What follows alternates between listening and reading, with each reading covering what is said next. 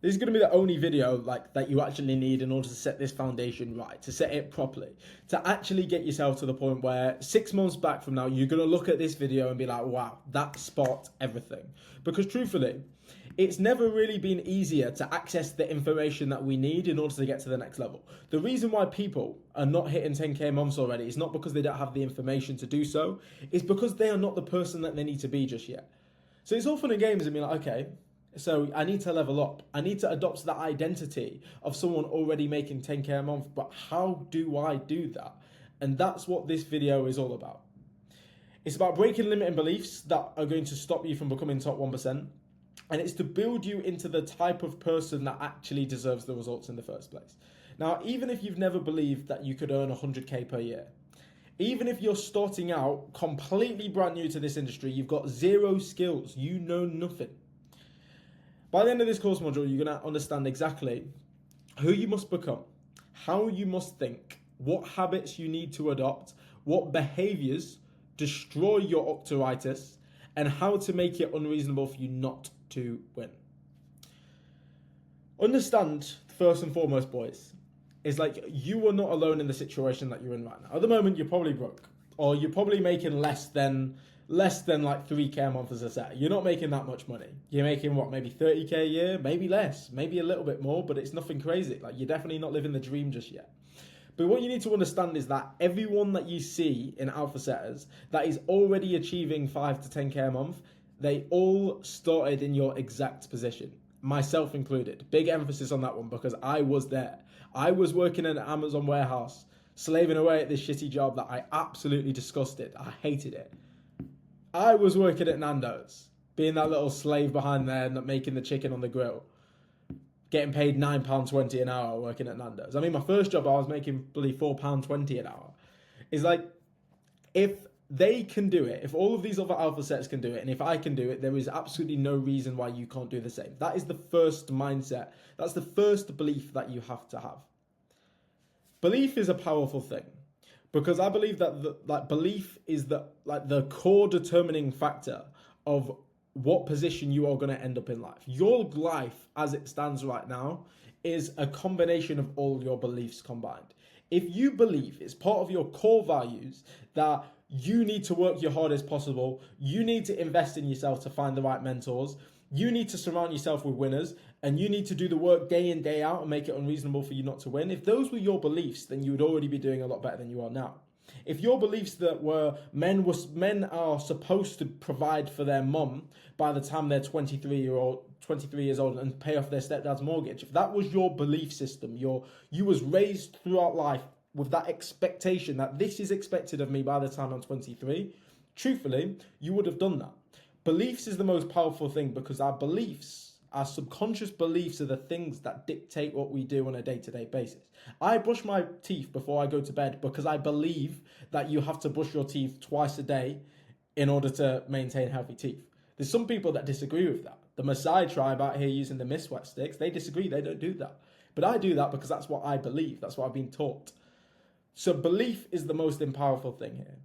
Now, seeing is believing, as Stevie Wonder once said. And you can see here some clear case studies from alpha setters. David joined alpha setters when he was 18 years old. 2 years later, David makes between 10 and 15k a month. David pulls girls left, right, and center because of his sales skills. He couldn't get girls before, but now he pulls girls because he's just so good at talking, so good at sales. And he's just won his first boxing fight last weekend, which was sick. Like, all of the boys were there to support him, and it was insane. The growth that this guy has had has been insane, but he started in a very similar position to a lot of people watching this video. We had Yiston. Yiston, small lad from a quiet town in Wales, humble guy, sound guy. Yiston hit his first 10k month last month, and he was traveling the world for like 6 months last year. He hit his first 10k month this month. He's now started to provide for his family and stuff like that. And he's even started coaching himself now. Again, he started at scratch. He'd never been appointment setting before he joined. He'd never been in sales or anything along those lines. But he got started. He believed in himself. And here we are today. He's making 10k a month. Next, we've got Chan. Chan, I believe Chan is 30 or 31. Forgive me, Chan, but I don't remember how old you are. But you're either 30 or 31. And Chan joined me. He'd been a data analyst, a business data analyst for 8 years since he left university. That was his career. He'd known nothing but his regular 9 to 5 corporate job. He knew nothing. He knew nothing about this world. But he came in, did the work day in, day out. And now, again, someone that just hit his first 10K month. He's making 6 figures a year now. Like, he's making way more money than he was earning in his corporate job. And he can do that from anywhere in the world now. We've got Thierry. Thierry, cool guy. But the reason I included Thierry into this case study section to help you guys uncover these beliefs is I want to show people from all different situations. Right? We've got young David, who had his degree apprenticeship that he got fired from. We've got Yiston, humble lad from a small town in Wales. We've got Chan, who's literally 30 years old and he's married and got a mortgage. Thierry's a different situation because Thierry was already making money with appointment setting when he joined Alpha Setters. Thierry was already making about 2K a month, but we scaled him to 17K a month in less than 4 months because he believed in himself.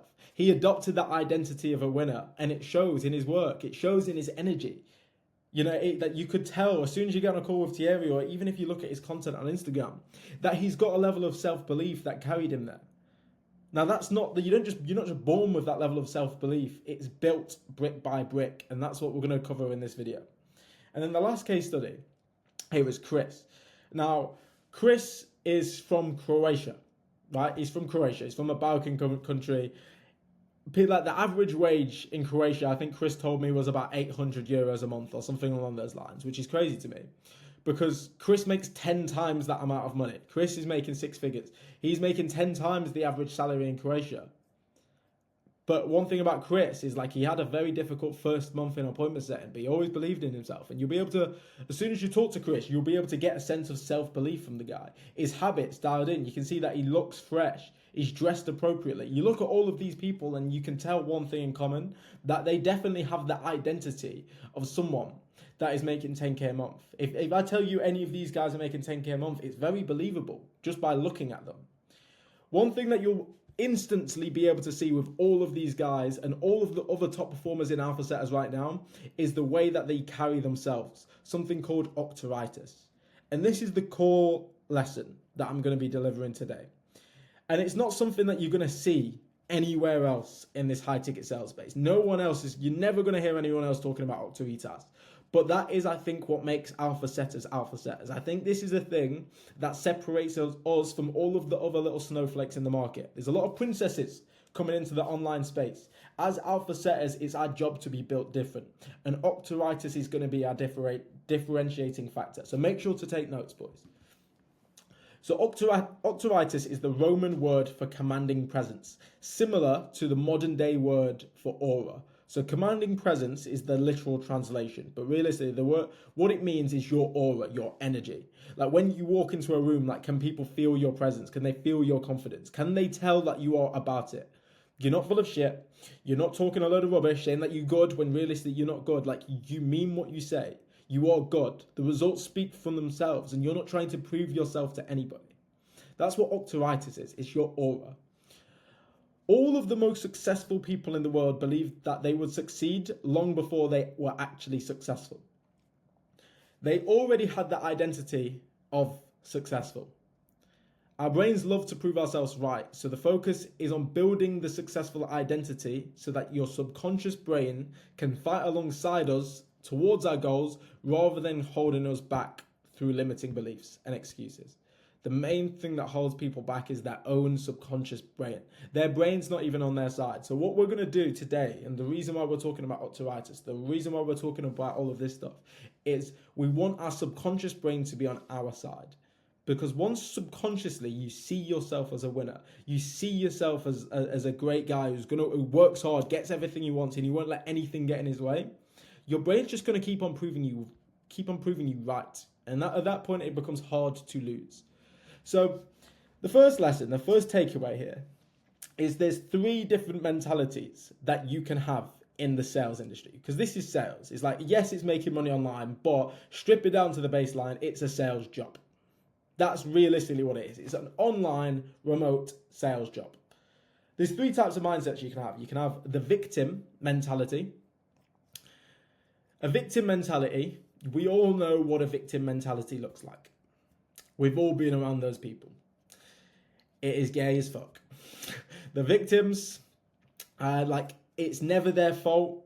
The world's against them. Why is it me? Why can everyone else do well but I can't? You know, we've definitely had people like this in Alpha Setters over the years that I've had to just give them, wake up. I've had to keep some people accountable. But truthfully, that's what I'll always do. It's like, if I think you've been a victim, I'm always going to keep you boys accountable because that's what you pay me for.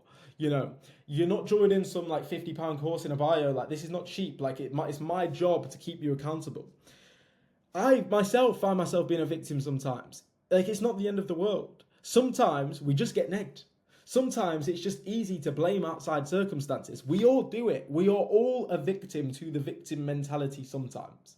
But this can't become your standard. The people that are victims, they give all of the power to outside circumstances rather than taking the power back themselves. Because the problem with taking the power and the responsibility yourself is now you also have the responsibility to fix it. And that's uncomfortable. But yeah, there's the victim mentality. The people that always blame outside circumstances, never themselves. The second type of person that we have in sales is the survivor. Now, we'll all know survivors. The survivors are the people that are in the fight, they're in the battle, but they just kind of seem to be cruising. They don't seem to be elevating. They don't seem to be getting any better. They're not really blaming anything, but they're not really ambitious. They're not really looking for ways to keep on getting better. They just kind of put up with it. They'll take some losses every day, but they'll just firm it. They'll just keep on going. They won't really talk about it. They won't ask for help. They won't find ways to win. They'll just ignore the problem and just keep doing what they're doing, just cruising through life. I think Survivor is like the trap where most people, like, stops most people from achieving their potential. Survivor is the main trap. Victims, they know they're victims. They know that they're going nowhere in life. But the survivors have a false sense of security.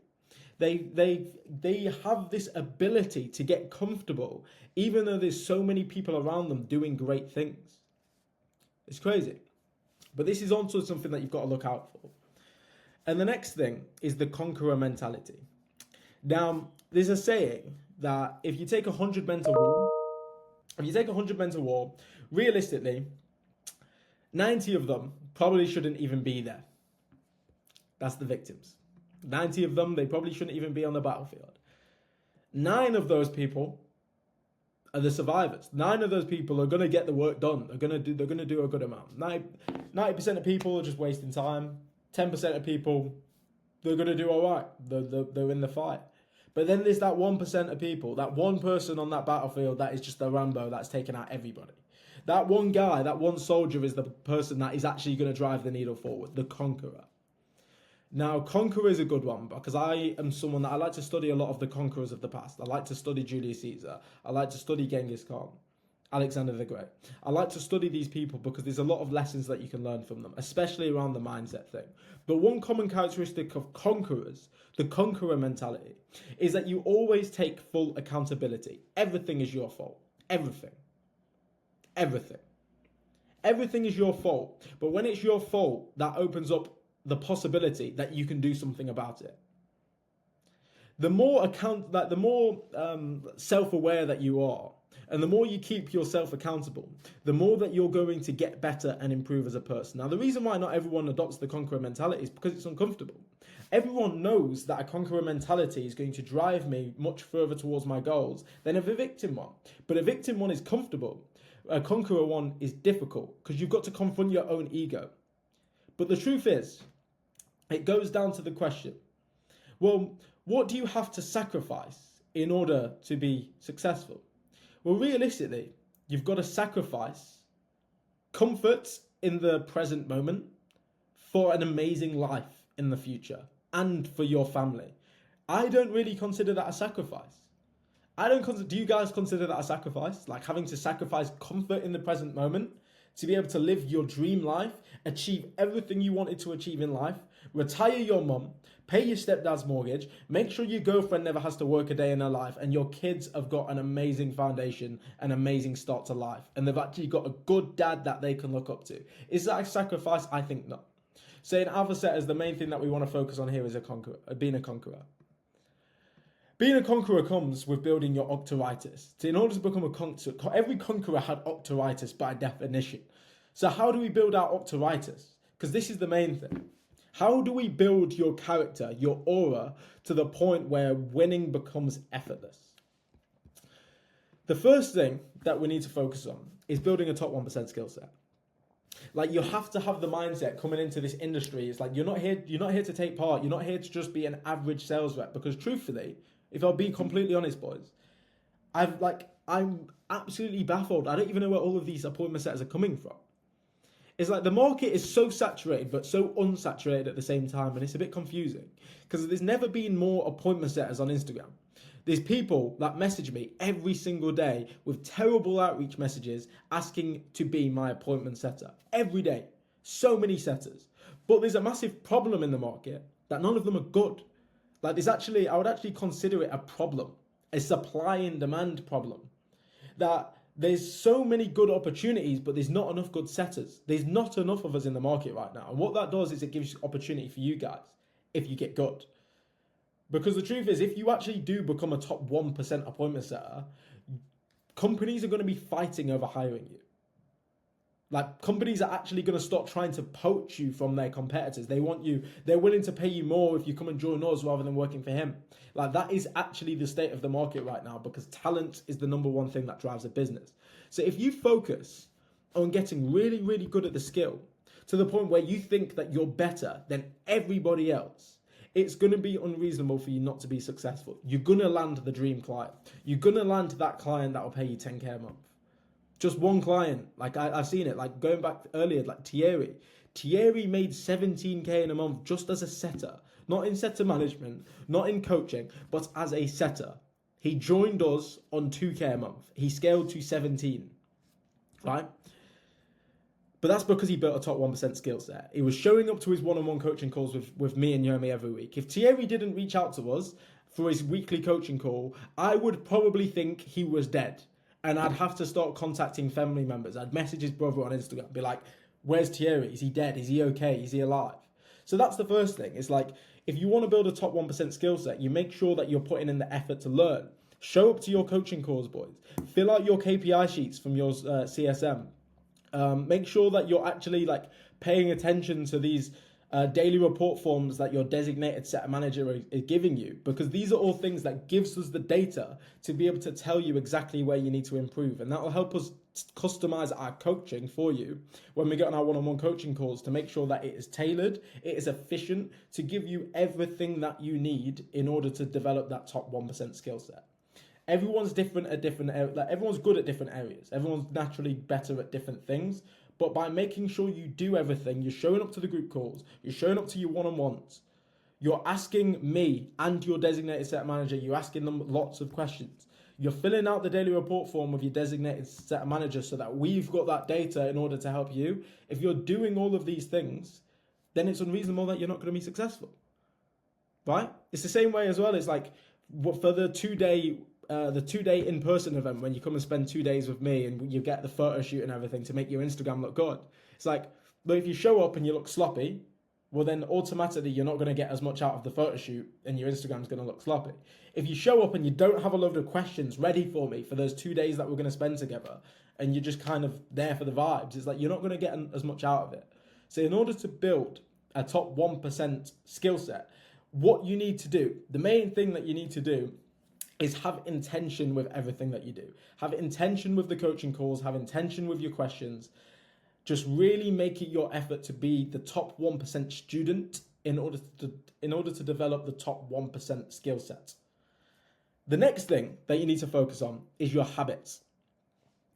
Your habits. Because what you do on a day-to-day basis, you need to understand that there's someone watching at all times, and that person is you. There's always that person that likes to show off in front of other people and make out that he's doing like a load of cool stuff. But the bottom line is, your subconscious brain is processing everything that you're doing on a day-to-day basis. So if you sneak a little chocolate biscuit in when no one's looking, you think no one's looking, but your subconscious brain is looking. And do you think that that is going to increase or decrease your optoritis? You being a little bitch and scoffing that chocolate biscuit in when nobody's looking. Do you think that is going to actually help you have a high aura? Because your aura literally comes from within. It is a personal thing. Nobody can give you aura apart from yourself. You know, it is literally just a mental state of mind. It's a frequency. You know, when you walk into a room and people just know that you've arrived, it comes from within. And the only way to build that from within is by having good habits. Get rid of the bad ones. Anything that you know you shouldn't be doing is destroying your Octaritas, which is destroying your progress towards your goals. The less Octaritas you have, the less energy you have. And the less energy that you have, the less you are going to make progress in life. So everything needs to be optimized in order to maximize Octaritas. So all of the bad habits, anything that would lower your Octaritas, get rid of it. Get rid of it completely, right? If that includes, you know, jumping on PS4 like a little sweat with a little headset on and banging FIFA until 3 o'clock in the morning, get rid of it. If that includes doom scrolling on TikTok, mouth breathing, bare mouth open, that's not good for your Octaritas, bro. Get rid of it. Like all of these bad habits, all of these things that make you feel a little bit guilty, or maybe make you feel like a little bit less of a man, just don't do it. Just don't do it, bro. And just focus on high value habits. So there's some good habits that you can adopt. Reading's a big one. Reading's a massive one that's changed my life. I read a book a week. I've read a book a week for years. Like this has always been a thing. I've got so many books. I'm basically like the community library. Everyone comes to Temmie's house to just get books. Do you have this book? Yes, I have the book. Reading's a good one. You can learn through 150 pages worth of reading, you can learn someone's whole life's dedicated work. It's really good. Reading's good. Meditating. I meditate every day. Been doing this for like 4 years.